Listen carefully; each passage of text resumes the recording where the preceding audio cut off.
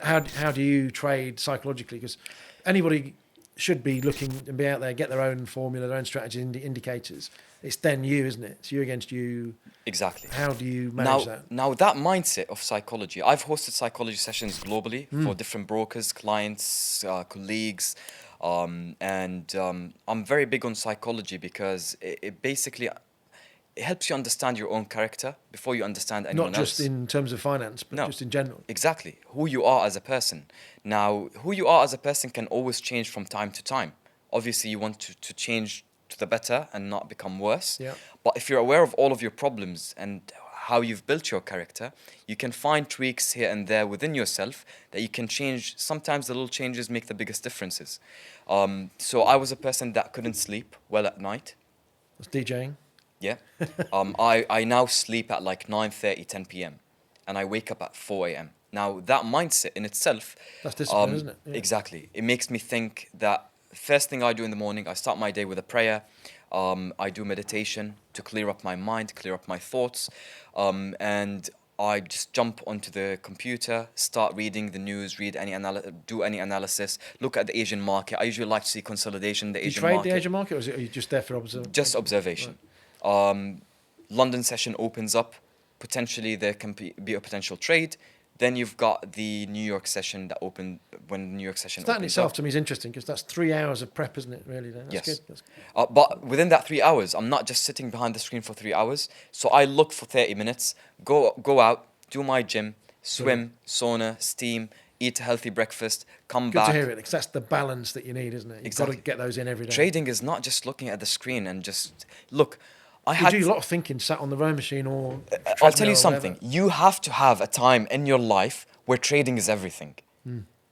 Now, everyone who's preaching, oh, you just have to spend 30 minutes. No, I spent 24 hours looking at every 1 minute candle without sleep back in the day. I would literally just be looking. My eyes will be red. My partner would be like, hey, just go to sleep.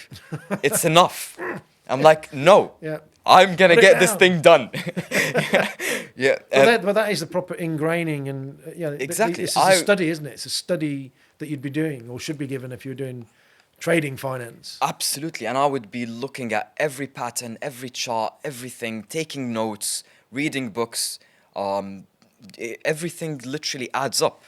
Now, I'm at a level right now that I don't need every chart that I open up. I can spot all of the patterns. I can spot if it's an uptrend, if it's a downtrend, if it's ranging. Now I'm at that level. Now, for someone who's starting, you need to go through these pains. Because if you don't go through pains, you know, the success is tasteless. If you just suddenly become a successful person, you might lose it very quickly. Well, literally by the nature of financial markets. Yeah. They're a sentiment engine. They move in patterns. You know, you're not always going to be on the right side of it, are you, by definition? Absolutely. And when you take a loss, this is not taking a loss. This is a learning experience. A lot of people think, like, for example, there are specific words that we use in our daily life that have negative connotation to your day-to-day stuff. If I say loss, your mind instantly picks up on loss. But if I say learning experience, your mind instantly thinks about progression further, and this is a learning experience. Like that? Right? It's approaching it from a negative mindset or a positive mindset. I would take positive mindset anytime, any day, any year. It's what they say about teaching children, that you say something negative and they won't respond, but if you encourage them into it, exactly, they will. Exactly. If I say fail, then I'm gonna think fail. If I say setback, and I'm gonna, you know, success. If I preview my failures as my pathway to success, then I will always see any opportunity that happens in my life or anything that goes in my life. It's just an opportunity for me to grow further. Because the universe or God is preparing you for something bigger. If you don't go through these failures, then you're not going to understand. You're not going to know. You're not going to progress. You're not going to grow. It's just going to be rinse and repeat over and over, and you keep doing the same thing over and over.